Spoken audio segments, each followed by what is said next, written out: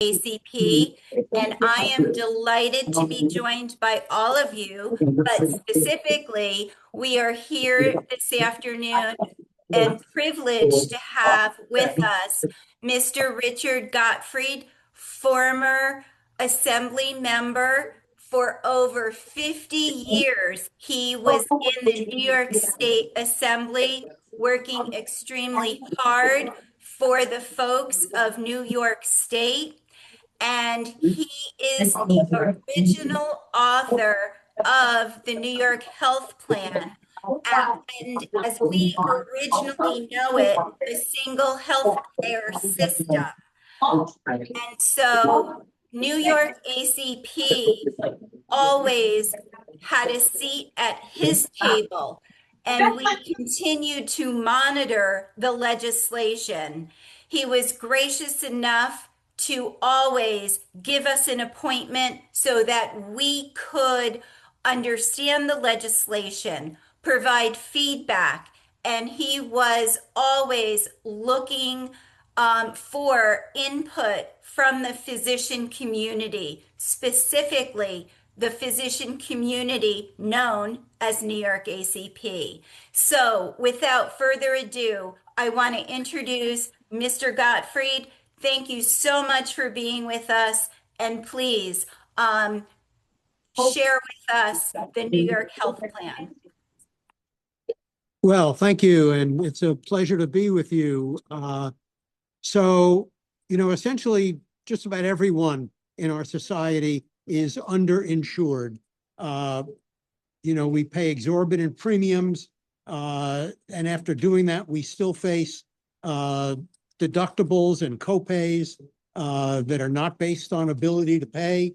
We have restricted provider networks in almost all of our coverage, and restricted drug formularies.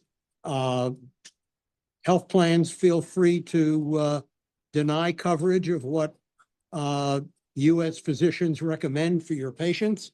Almost no one in our society has long-term care insurance.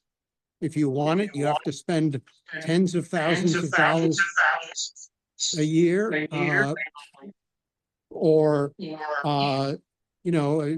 can wipe out your, half of us are going to need long-term care, nursing home or home care before we die. And if you don't have long-term care insurance, you can wipe out, a lifetime of savings, or a member of your family can give up his or her career to stay home and take care of a loved one. And the core of the problem, I believe, is that every year, just within New York State, we spend tens of billions of dollars on insurance company bureaucracy and marketing and executive salaries and profit, and physicians and hospitals and others spend enormous amounts of time and money on administrative costs, fighting with insurance companies. We pay higher drug prices than any country in the world because no one buyer has enough bargaining clout to bargain down with drug companies. And so tens of billions of dollars that ought to be going to pay for healthcare, or to be in consumers' pockets, or to lower taxes, is instead spent on all those billions of dollars of waste. And there is an answer. And in New York, it's the New York Health Act, which is state legislation proposed that would cover every resident of New York with complete comprehensive health benefits, more comprehensive than any health plan any of us has ever seen, including long-term care, providing real choice, no restricted provider network or restricted drug formulary, no prior authorization for healthcare, and no premiums, deductibles, copays, or out-of-network charges. And it's paid for fairly through a progressively graduated tax based on ability to pay. It would apply to earned income. And if you're employed, your employer would pay 80% of the New York Health Act tax on your employment income. And the tax would also apply to any taxable income, New York taxable income that is not employment income, like dividends and capital gains. The first 25,000 of income would be taxed in the zero bracket, exempt from the tax. And if you're on Medicare, the first 50,000 of your income would be exempt from the tax, basically in recognition of the fact that by being on Medicare, you are bringing an enormous amount of federal money into New York's healthcare economy. And many studies by consulting firms like the Rand Corporation and independent academicians, economists, have all documented that under the New York Health Act, as with similar plans proposed in other states, almost everyone would spend less in New York health taxes than we now spend on health care and health coverage. Now, the obvious question is, how can that possibly be? And the key to the answer is the enormous savings we get by going to universal public health coverage. No more spending tens of billions of dollars a year on insurance company bureaucracy, marketing, profit, and executive salaries. Healthcare providers like all of you would save about $18 billion a year in avoiding administrative costs. And by bargaining with drug companies on behalf of 20 million covered lives, we would save about $18 billion a year. Add all that together, 26 billion from getting rid of insurance companies, 18 billion in administrative savings, 13 billion in drug companies. Drug savings, we're saving about $60 billion a year with the New York Health Act. Now, we'll have new expenditures. The New York Health Program will have to cover all the out-of-pocket costs, premiums, no premiums, deductibles and copays, covering the roughly million New Yorkers who are uninsured, and the about 500,000 who are about to become uninsured because of Trump cuts. Paying healthcare providers more than Medicare and Medicaid pay, which is spelled out in the bill. So, for example, if a patient is on Medicare, the New York Health Act would pay a supplement on top of that. And of course, it would cover long-term care, a significant expenditure. That would add up to about $40+ billion in spending that the New York Health Act would pick up. So 60 billion in savings, 40 billion in new spending gives you about $20 billion a year in savings. Now, with the new federal cuts, the New York Health Act will not only fill all the existing gaps in our healthcare system, but will fill all the gaps that will be created by the one big ugly bill. And the filling of those gaps will be done not by cutting other state services, but by the savings. And so we will not be cutting New York spending, and New Yorkers will not be spending more. There will still be net savings to virtually every New Yorker. People always ask, will it be a good plan?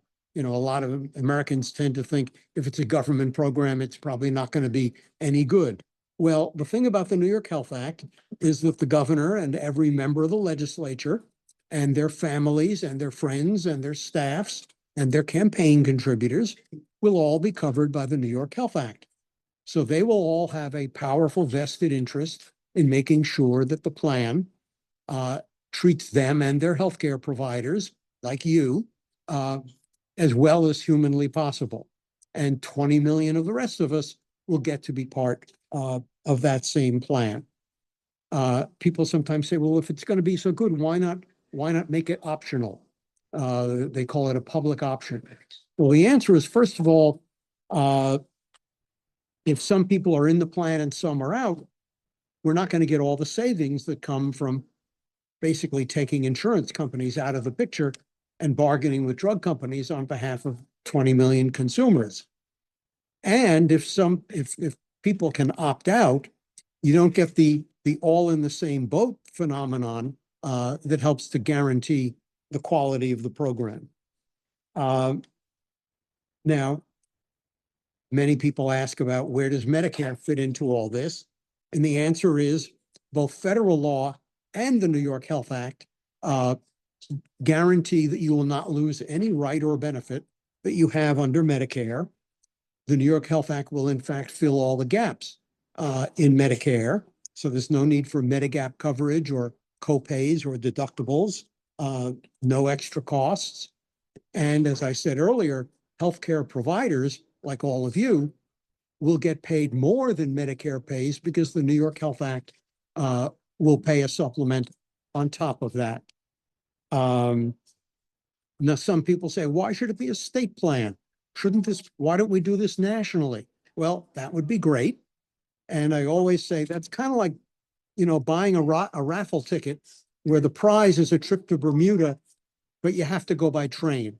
We're not getting to a national plan, except for like a couple of years in the 1960s and a few years in the 1930s, New York's politics is consistently more progressive, more consumer friendly, more healthcare friendly than national politics.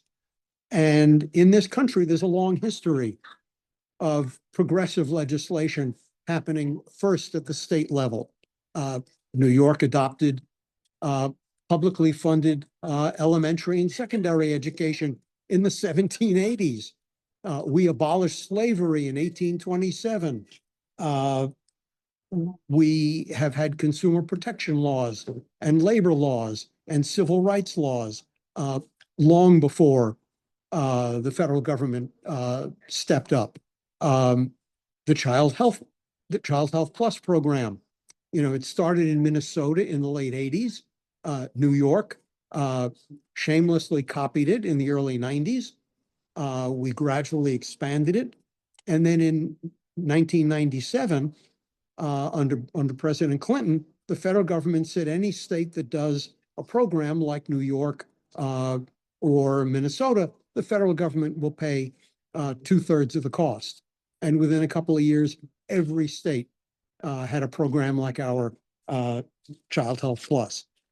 And that's how it's going to work with universal health coverage. People often ask, are we going to need like federal waivers or permission to do this? And the answer is no. Fortunately, Medicare and Medicaid have always allowed states to spend more than the federal government spends without having to get federal permission. I often mention that as a retired state employee, if I go to the doctor and the bill is, let's say, $1,000, Medicare will pay about $600. My New York State retiree benefits will pay several $100s on top of that. We didn't have to ask the federal government if New York could do that. We just do it. By the way, the healthcare provider eats some of it. Under the New York Health Act, they wouldn't have to do that. Similarly with Medicaid, the federal government from the start did not cover childless adults. New York used state tax dollars to cover childless adults. Under the Hyde Amendment, New York federal Medicaid does not cover abortion. New York uses state dollars to pay for abortion under Medicaid. We certainly did not get federal permission to do that. So there are two basic ways the New York Health Act can work. Initially, presumably, it will work essentially wrapping around programs like Medicare and Medicaid, the way my retiree health benefits come in on top of my Medicare benefit.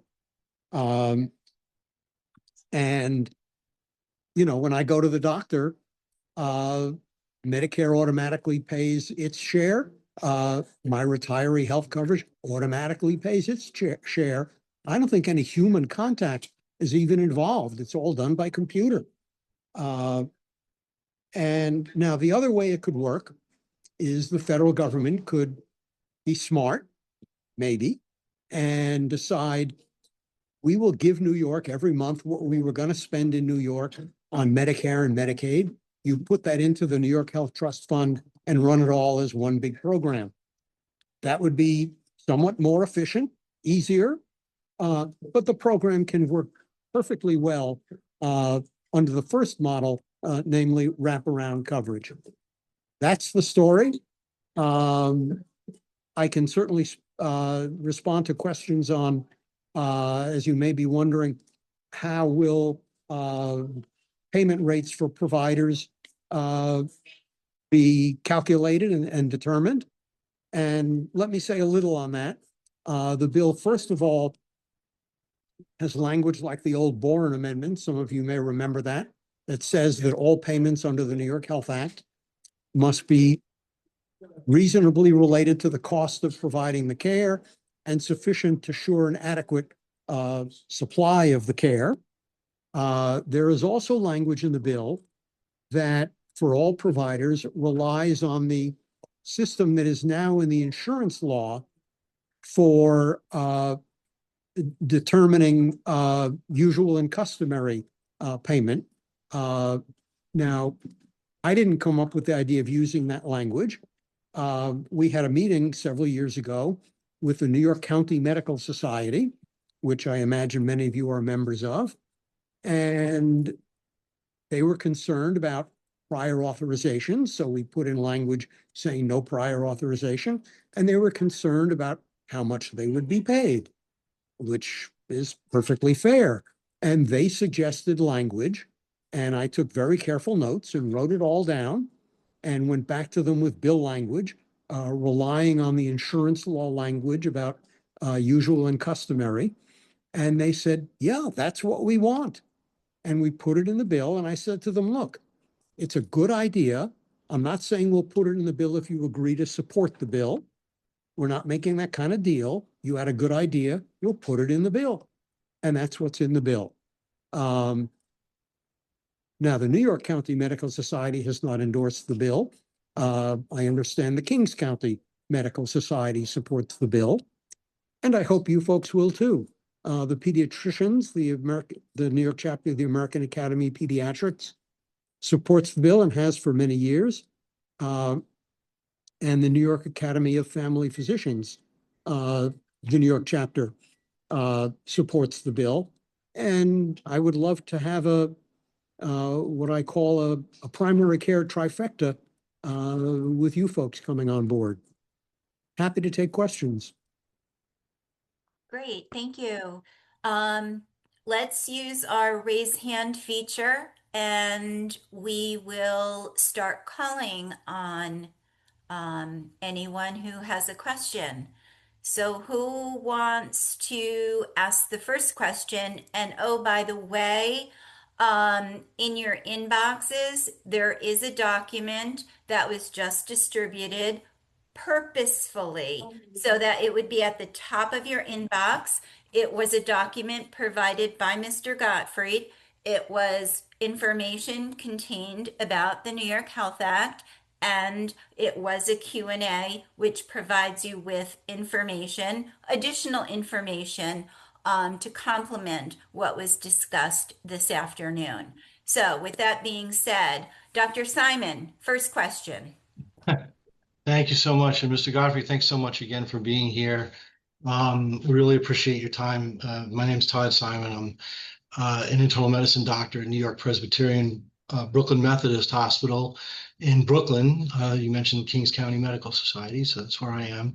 I'm the chief academic officer and DIO of the hospital. I'm also the one of the immediate past co-presidents of the New York chapter of ACP.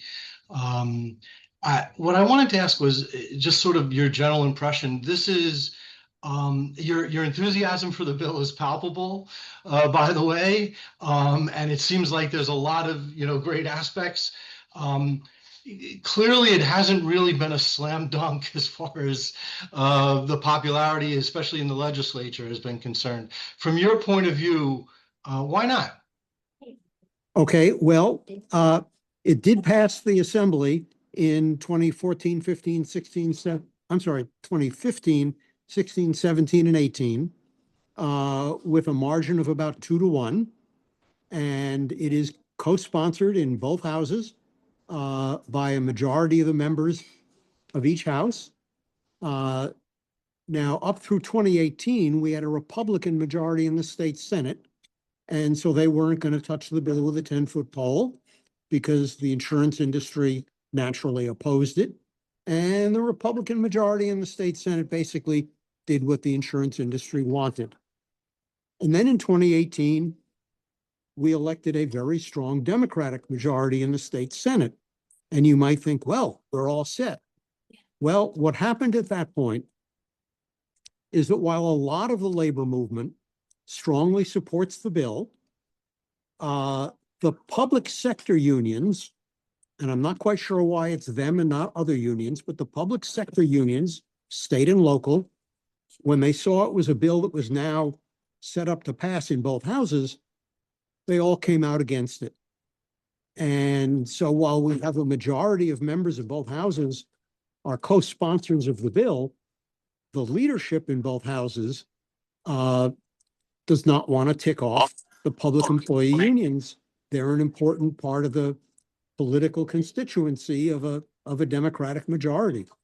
And so, we've been advocates for the bill, and the bill sponsors have been working with rank and file union members, and particularly public employee retirees. And the bill sponsors in the assembly have been trying to negotiate with the public employee union leadership to try to bring them on board. Because I think the support is there among their members. It's the leaders who seem to enjoy running for re-election in the union on a platform of, look at me, I got you the best health coverage in the country. And they don't like it that we're offering something radically better. And by the way, public employees, they and their employers will be paying a lot less in New York Health Act taxes, like almost all New Yorkers, than they or their employers now spend on insurance premiums, which means there's more money to go in the pocket of workers. Okay. Dr. Algaze, I see your hand up. Next question. Yes, thank you. It's so nice to see you again, Mr. Gottfried. I've been to your talks for many, many years. I'm a former governor for ACP from New York, currently involved in the national organization. And my question is, and I probably should remember this from your other talks, but I don't.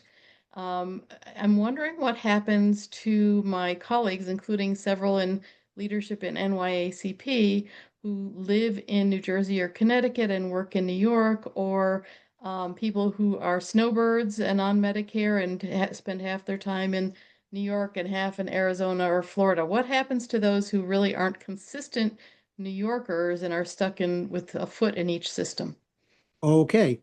Well, there's language in the bill, and this came from discussions we had years ago with some people in organized labor, that if someone works full-time in New York, they will be covered as if they were a New York resident by the New York Health Act.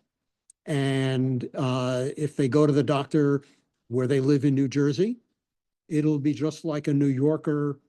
My parents used to have a summer house just a few feet into New York from Connecticut.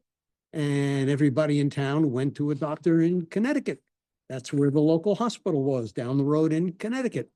So, and there are New Yorkers who either spend a few months a year in Florida or Arizona, or who may go hiking in the Grand Canyon and need health care while they're out of state, even though they're a New York resident. And the New York Health Act very explicitly will pay the healthcare provider in that other state. Now, if you're no longer a New York resident, you will not be covered by the New York Health Act. But if you spend part of the year in in Florida or Arizona and you're still a New York resident, you will be covered by the New York Health Act. Thank you. Okay, next question. Okay, let me see those hands. No one else with questions? Okay. Seeing no other hands. Oh, do I see another? Yep. Yes. I see another hand. Dr. Kakachi. Hi, thank you for being with us. My name's Frank Case. I'm on Long Island. I recently retired as a proud primary care internal medicine physician, and part of me is sorry I'm retired, but it had to do with being able to hold on in the day-to-day workload that we deal with and the administrative what falls down to us. And I do love the sound of this version of healthcare coverage in New York, because I really feel in your words how the administrative would fall off to the wayside, and primary care day to day could be a whole lot more attractive to the trainees that we're bringing in. I guess my mind immediately, thinking through your talk, went to strategy. And I guess the two things that really piqued my interest was, one, what would be like the man on the street, the physician on the street, really in support of this? What are some of the messaging points we could use to get people to see the light of how in the end this would be, I guess I'm mostly thinking about Republicans at the legislative level, how this would be so economically and quality of life, such an improvement in the lives of New Yorkers. I guess I'm asking you, when you're in those conversations one-on-one with folks, what words do you find maybe get a better hook on them?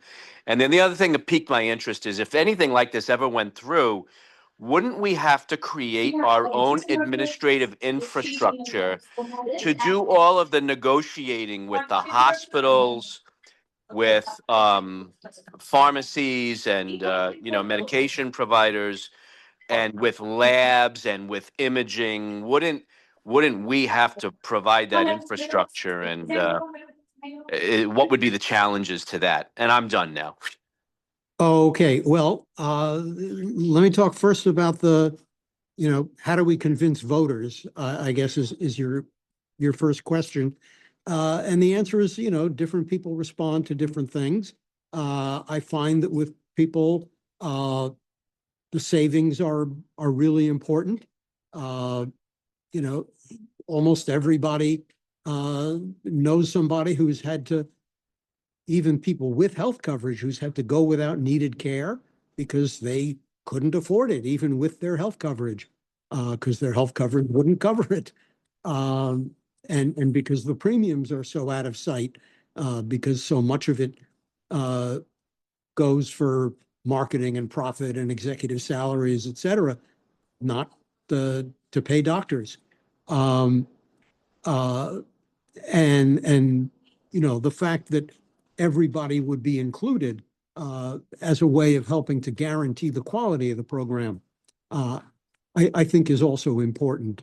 The biggest obstacle, I think, with voters is getting the word out. If you ask the next 100 people you meet on the street what the New York Health Act is, I'd be surprised if more than 2 or 3 of them has ever heard of it.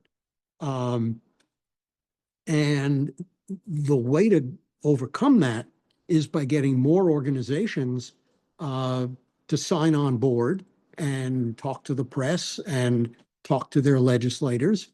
And so ACP is a crucial piece of that. Your Other question, remind me again? It was about how do you go about building the infrastructure to do all the Yes. negotiating? Yeah. That's really, I mean, I'm glad nobody wants me to do it, but it's basically not all that difficult a job. You know, there are people in state government who do that job today in the Medicaid program. It's a very simple turning of the dial so that instead of paying $100 for something, they'll know that from now on they're supposed to pay, make up a number, $150 for something. Until 1996, New York had a system for regulating what insurance companies paid to hospitals. And there was a small staff of people that did that work. That's really a small fraction of what of the administrative costs involved in health coverage. And that's why Medicaid operates on about a 4 or 5% administrative cost margin. Medicare operates on about a 2% cost margin. The reason Medicaid has a higher cost margin is because every year they have to have people who re-up everybody's eligibility and their income eligibility. And that's labor intensive under the New York Health Act. We won't do that. It's like, when I signed up for Medicare, it took me about 5 minutes online, and I did it years ago, and I haven't had to do it since. So similarly, the savings in the New York Health Act come about, a lot of it because we don't have to do a lot of the bureaucracy that the insurance companies do, because we're not turning people down on prior authorization and the like. And the rate setting part is a very small piece of the pie, which again is why Medicare and Medicaid operate at 2, 3, 4% margins, while insurance companies operate at like 20 and 30% administrative cost margins.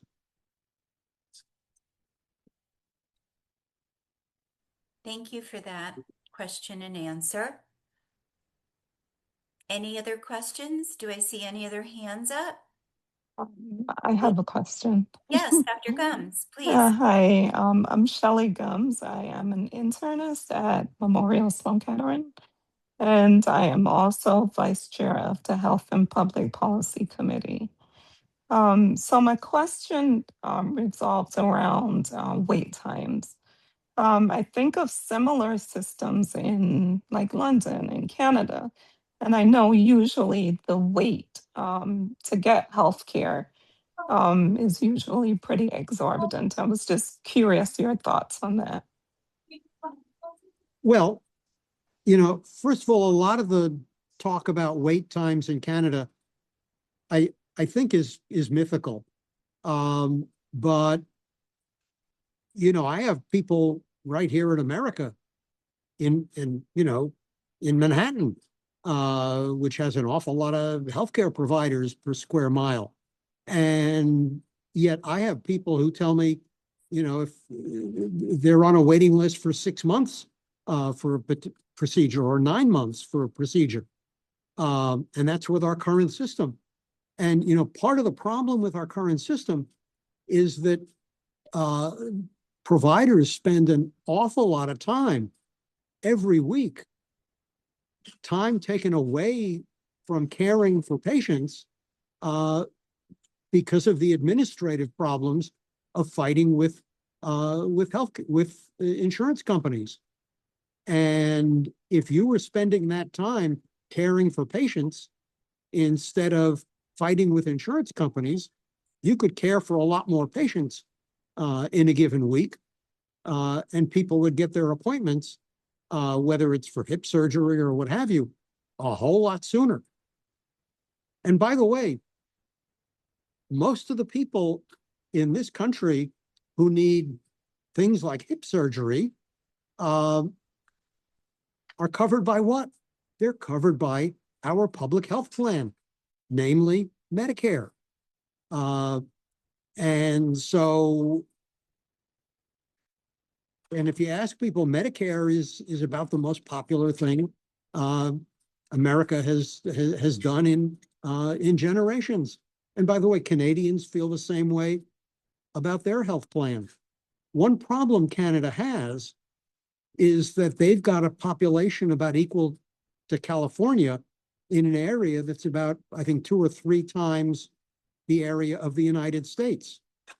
And, you know, if the healthcare providers, if the if the patient population is spread so thin around the country, you know, it's hard to have enough of a patient base in every community to provide more elaborate care or any care for that matter.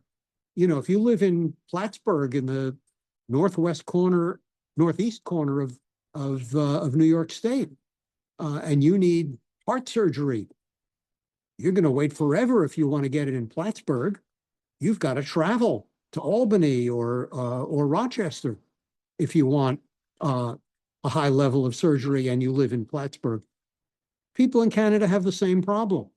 They're spread out very thinly across an enormous territory.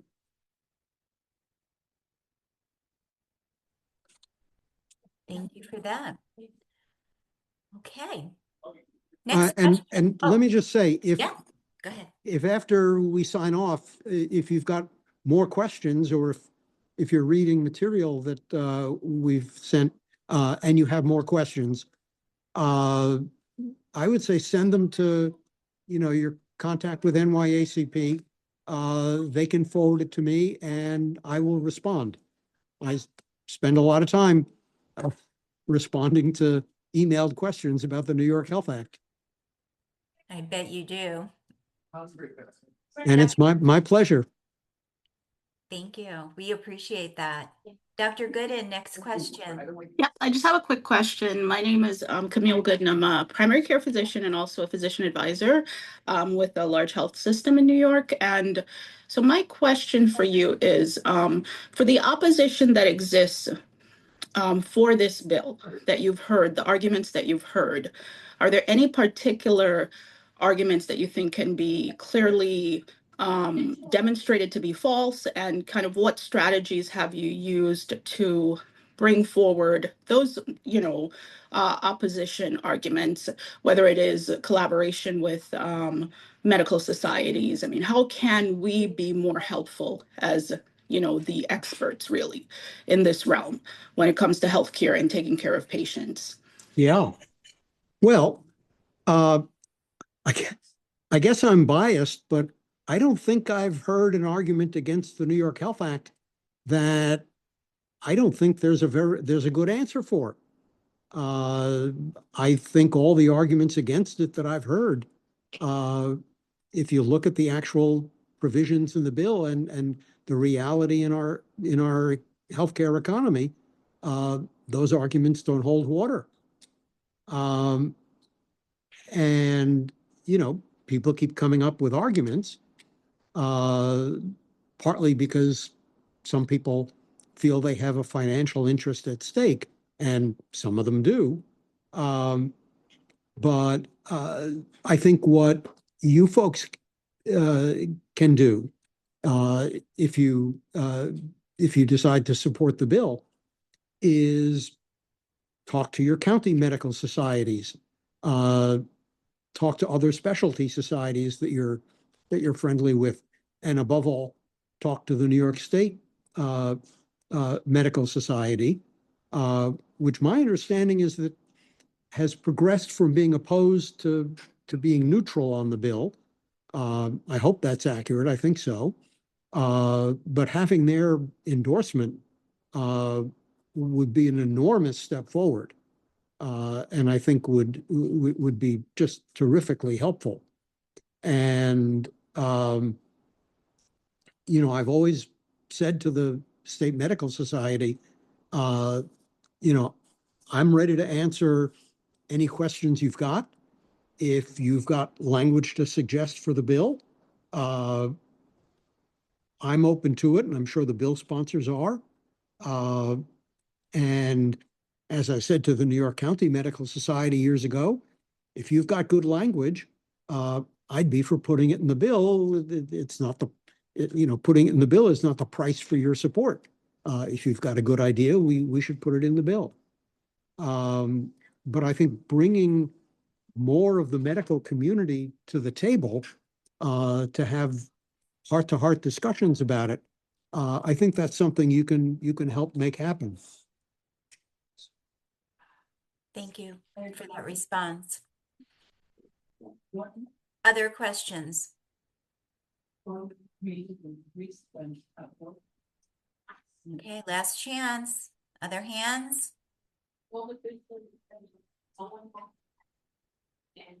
Well, and again, if you have questions that occur to you later, email them in to the NYACP. They'll send them on to me and I will respond. I will certainly do that. So just a couple reminders before we conclude our webinar today, our excellent webinar today, as a matter of fact. So as you all know, this week is NYACP's Advocacy Week.